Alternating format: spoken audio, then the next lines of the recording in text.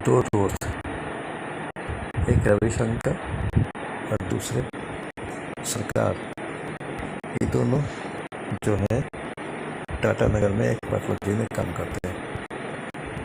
रवि रविशंकर जो है वो मेरे गुरु भाई हैं और उनका दोस्त सरकार। आज से 15-20 साल पहले की बात है। ये जो कहानी हॉरर स्टोरी है, ये रविशंकर जो कि मेरे गुरु भाई हैं उन्होंने भेजी है। पहली कहानी आप लोगों ने देखी, अब दूसरी कहानी को भी देखिएगा। इन लोग एक वहीं टाटा नगर में हॉस्पिटल है, वहाँ पर पैथोलॉजी में दोनों करीब 10-15 साल पहले काम करते थे। बहुत अच्छे दोस्त थे और उन लोग की नाइट ड्यूटी अक्सर लगा करते थे। नाइट ड्यूटी में दोनों जो है खूब मन लगा के करते थे। फिर रिलैक्स होने के लिए, सिगरेट पीने के लिए टेल्को की सड़क पर निकल जाए। टेल्को बहुत सुंदर है, टेल्को नगर बहुत सुंदर है और वहाँ बिल्कुल सन्नाटा है, कोई भी नहीं है। चौड़ी सड़क है, चारों तरफ हरियाली है और घनी हरियाली, और इतना सुकून मिलता है कि वहाँ पर आप जो है आराम से जो है मतलब वो कर सकते हैं, बैठ सकते हैं। तो ये कहानी जो है उन्होंने मुझे भेजी बहुत दिन पहले, करीब 10-15 साल पहले की बात है कि दोनों लोग पैथोलॉजी में काम करते। रात के करीब बजे थे 1:15-1:30। उन्होंने कहा देखो जरा सा रिलैक्स हो जाए, चलो जरा बाहर सिगरेट पीते हैं, चाय पीते हैं, खाना ना आके खा लेंगे और फिर ड्यूटी शुरू कर देंगे। तो रविशंकर ने कहा ठीक है चलो, सरकार और दोनों चलती है। दोनों वही टेल्को कंपनी के गेट नंबर 11, शायद ये याद नहीं आ रहा, 11 नंबर के पास रवि जी एक तरफ बैठ गए और दूसरी तरफ जैसे कोई रेलिंग जैसी थी उसके ऊपर सरकार बैठ गया। सरकार तो लगा सिगरेट पीने, रिलैक्स होने के लिए। रवि शायद पीते नहीं, इसलिए चुपचाप बैठे रहे। फिर उसके बाद जो है वहाँ से मतलब थोड़ी देर में जब रवि प्रकाश ने देखा कि सरकार जो है अकेले में बैठे एक तरफ गौर से कुछ देख रहा है, तो वो भी जरा देखने लगे क्या है। तो देखा एक औरत उतने सन्नाटे रास्ते में, घना अंधेरा और हरियाली से घिरा हुआ, उसमें रवि प्रकाश जो है वो ने देखा कि एक औरत अपने बच्चे के साथ चली आ रही है।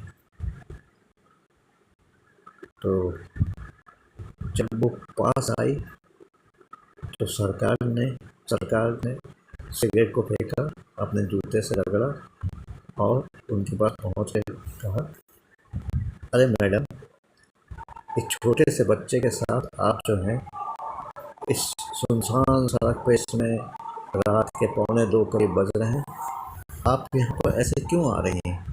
कुछ भी हादसा हो सकता है आपके साथ, तो आप ऐसे आप आइए, मैं आपको जहाँ जाना चाहते हैं मैं आपके साथ जाके आपको छोड़ दूँ।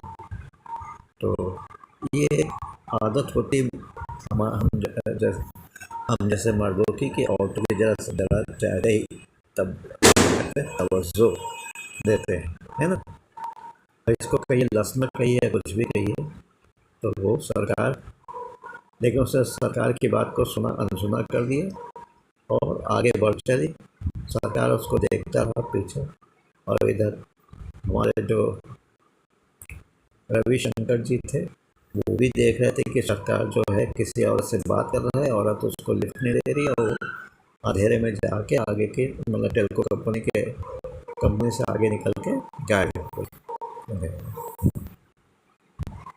तो लौट के आता है सरकार, चंद्रवास कहता है रवि प्रकाश से कहता है कि देखा तूने, ये इतनी रात में अब छोटे से बच्चे के साथ पैदल पैदल सुनसान सड़क पे निकले, इसको डर भी नहीं लगता। तो रवि प्रकाश कहते हैं मत छोड़ो यार, ऐसे किसी पर चढ़ना पड़ा करो, तुमको बात करने की जरूरत है, कोई बवाल हो जाता, कुछ हो तो सोच सकता है उसके पीछे पीछे कोई आ रहा हो, है ना, ऐसे बात न किया करो, आइंदा से मेरे साथ रहोगे तो चुपचाप शरीर बंद के रहो। डाटा क्योंकि उम्र में थोड़ा सा बड़े थे रवि प्रकाश। फिर दोनों आके पैथोलॉजी में वही हॉस्पिटल के कैंपस में आए, अपने लैब में, पैथोलॉजी लैब में आए, और आकर जो है उन्होंने क्या किया कि मतलब चाय पी और जो खाना वाना लाए थे वो खाया, उसके बाद रिलैक्स होके फिर जो है अपने काम में फिर से जुट गए। रात के समय करीब 2:15 बज रहे थे। उसके बाद जो है ये तो पहला दिन बीत गया। दूसरा दिन फिर वही 1:30 बजे के करीब रवि प्रकाश, चलो यार बहुत नींद जैसी आ रही है, मन भी खराब है, चलो रिलैक्स हो जाए, वहीं चलते हैं टेल्को के सामने बैठ। अब फिर वही पहुँचे, वो उसी तरह सिगरेट पीने लगा रेलिंग पे बैठ के, और जो है रवि प्रकाश अलग बैठ गए, और थोड़ी ही देर में 1:45 बजे के करीब फिर वही औरत आते दिखाई पड़ी। अब तो उसके सरकार के दिमाग में आया कि ये जो है इतनी रात में छोटे से बच्चे के साथ आती है और निकलती है, ना इधर कोई मतलब घर दिखाई पड़ता है, और ना कोई बड़ा कोई रेस्टोरेंट या ढाबा या टपरी, तो ये आती कहाँ से जाती कहाँ, वो भी बच्चे के साथ, बच्चे को भी नींद नहीं आती। तो फिर जो है वो मतलब उसने कहा आज मैं बात नहीं करूँगा सरकार में। देखें करती क्या है।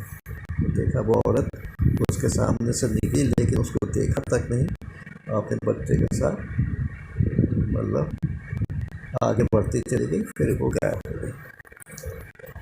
रात के 2:45 बज रहे थे।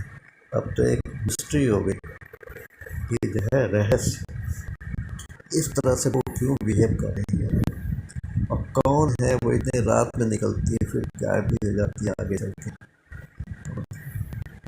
जाके उसने रवि प्रकाश से कहा कि क्या बात है भाई, देखो 2 दिन से तुमने भी देखा और मैंने भी देखा कि ये सन्नाटी सड़क पे निकल के कहाँ जाती है, कहाँ से आती है, कहाँ चली जाती है। फिर उसने कहा रवि प्रकाश, यार तुमको कितनी बार कहा औरतों के चक्कर में ना पड़ा करो, ये बहुत ही जहरीली होती है, इस सुनसान सड़क पे कुछ भी हादसा हो सकता है, चलो भैया चलो, नहीं तो तुमको कोई ना कोई गुल खिलाओगे। ऐसा करके हाथ पकड़ के घसीटता हुआ ले गया, है ना। फिर दोनों वहाँ पहुँचे। सरकार जो है सिगरेट पी चुका था। फिर दोनों ने अंदर जाके चाय बनाई, चाय पी, और जो खाना लाए थे खाना आपस में बांट के खाया, और फिर अपने काम में लग गए। इस तरह से दूसरे दिन भी देखा। अब दूसरे दिन क्या, तीसरी रात वही 1:30 बजे फिर इस बार फिर सरकार को चुल लगी कि चलो यार चलते हैं, देखते हैं आज भी मिलती कि नहीं, सिगरेट वगैरह पी के रिलैक्स हो जाएंगे। नहीं मिलती, कोई बात नहीं, मिलती है तो आज मैं पूछ के रहूँगा कि आती कहाँ से जाती कहाँ। रवि प्रकाश ने कहा यार तुम फंसवाओगे मुझको भी, तुम्हारे साथ की दोस्ती हमको बड़ी खतरे में पड़ रही है। दोनों मार भी खाएंगे और मुंह काला करके जूते की माला पहना के इसी टेल्को कंपनी की सड़क पर दौड़ाए जाएंगे, है ना। पता नहीं किस गांव से आती है, कहाँ से आती, कौन है, उसके पीछे पीछे और भी कोई लोग होगा, वो मारेंगे जरूर। ये सब चक्कर ना पड़ो, आज ना जाओ।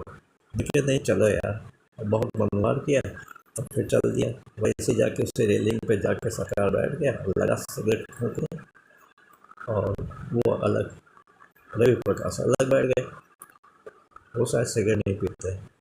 तो अब जो है ठीक 1:45 फिर वही औरत एक ही जैसी साड़ी जो 3 दिन से देखा था, और बच्चे का कपड़ा भी नहीं चेंज है, और हाथ पकड़े पकड़े बच्चे का उनके सामने आए। आज सरकार ने कहा आज पूछ के रहूँगा हुआ क्या, कौन हो, कहाँ से आती, क्यों आती है। बिल्कुल आके सामने खड़ा हो गया। वो जरा से झिझकी, खड़ी हो गई तो कहने लगा, मैडम इतनी रात सन्नाटे में मैं 3 रात से आपको देख रहा हूँ, ठीक इसी समय आप आती कहाँ हैं और जाती कहाँ हैं और रहती कहाँ हैं, और आप ऐसा, यदि आपको कोई परेशानी है मुझको बताइए, मैं आपको परेशानी भी दूर कर दूंगा, आपको घर तक छोड़ाऊंगा, लेकिन ऐसे अकेले सन्नाटे रास्ते में ना जाया कीजिए। भाई मैं शरीफ हूँ, मेरा दोस्त वो बैठा हुआ वो भी शरीफ है, लेकिन मुझको देख के अपने घर परिवार से दूर हूँ तो ज़रा सा वो लगा कि इतनी रात में आप क्यों आते थे। तब उसने रुक के कहा, सुनना चाहता है? तो मैं कहा हाँ, तो सुन, मैं जो हूँ इस बच्चे के साथ तुम्हारे सामने खड़ी हूँ, और मैं रोज इसी समय निकलती हूँ और जाती हूँ। तुमने क्या हजारों आदमियों ने मुझे देखा होगा, लेकिन किसी ने मुझे रोकने की हिम्मत नहीं की। आज तुमने रोका, अब पूछा कि मैं कहाँ की हूँ, क्यों हूँ। सुन, मैं बोल रही आज के बाद से पूछना नहीं कभी, आज जो कह दिया सब कह दिया। मैं जो हूँ एक, मैं मर चुकी हूँ समझे, और ये मेरा लड़का ये भी मर चुका। हम लोग, तुम लोग जो प्रेत कहते हो, भूत कहते हो, चुड़ैल कहते हो, कुछ भी कहो, हम लोग मर चुके हैं, हम लोग वही है। ये भूत है लड़का मेरा, और मैं भी भूत हूँ, जिसको तुम लोग प्रेत आत्मा कहते हैं, पिशाच भी कहते हो, पिशाचनी भी कहते हो। अब वो भैया उसकी सरकार की हालत खराब हो गई, रोए उसके खड़े हो गए, हलक सूख गया कि कहाँ पंगा ले बैठा। सही कह रहा था रवि प्रकाश के ऑटो के चक्कर ना पड़ा करो। तो उसने कहा, सुनना चाहता है? सुन, कुछ साल पहले मेरा पति मुझसे बहुत प्यार करता था, लेकिन पैसे की जरा से प्रॉब्लम हो गई, अच्छी नौकरी मिली तो वो मुंबई चला गया, और वो आ जाता बीच बीच में मुझसे मिलने के लिए। लेकिन एक जो कुतिया मेरी ननद है और उसका पति मेरा नंदोई, एक बहुत ही शातिर दिमाग के हैं। मेरी ननद चाहती थी कि मैं इतने बड़े मकान में अकेले रहती हूँ, और उसके पास तो मकान भी नहीं, किराए के मकान रहते और खाने का ठिकाना नहीं, और उसके मन में यही आता था कि बार बार कि चलो इसको जो है किसी तरह से, है ना, इसके साथ घर में आके बैठे और फिर इसको किस तरह से साफ कर दे और पूरे उसमें मकान पे कब्जा कर ले। और जब मतलब उसका भाई बम्बई से लौट के आए तो बहाने से उसको भी मार डाले। तो ये सब प्लान था उनका। बस एक रात मौका दे के, मतलब मेरे नंदोई और मेरी ननद रात के सन्नाटे में आके पहले मुझको मारा बुरी तरह से, मतलब चाकुओं से गोद गोद के मारा जब तक मैं मर नहीं गई, खून ही खून हो गया। फिर उसके बाद मेरा बेटा ये सब देख के डर गया और भाग गया, तो उसको ढूंढ के उसको भी मारा खूब अच्छी तरह से, मार के जो है तो उसको खूब अच्छी तरह से मार डाला। और मार के जो है उन लोग, उसके बाद क्या हुआ कि मैं बदला लेने के लिए रोज रात में इसी समय निकलती हूँ, समझे। आप ना पूछना, तुम अपने रास्ते मैं अपने रास्ते, ऐसे करके वो मतलब सरकार को थर थर काँपता हुआ छोड़ के बगे। और फिर जो है चंद्र प्रकाश, उसमें रवि प्रकाश ने भी देखा कि वो जो है अंधेरे में गुम हो गए। और इस तरह से जो है ये घटना घटी। तब दौड़ के सरकार आया के देखा तो फिर उसमें रवि प्रकाश जो मेरा क्या था गुरु भाई भी है, उन्होंने पूछा हुआ क्या, तब उसने पूरी स्टोरी बताई। रवि प्रकाश डरने लगे, तुम भी यार, अब ये कोई खतरनाक प्रेतनी या पिशाचनी होती तो हम लोग का तो जीना मुहाल कर देती। चलो यहाँ से लेकिन जल्दी से चलो, आप कभी दोबारा जो है इस समय ना आना, या तो पहले आना या बाद में आना। इस समय वो निकल कह चुके इस समय निकलती तो इस समय निकलती होगी। ऐसा कह हाथ पकड़ के घसीटते घसीटते ले आया, और जब आया तो देखा उसके टेम्परेचर बढ़ने लगा, मतलब बुखार आ गया, शायद डर के मारे।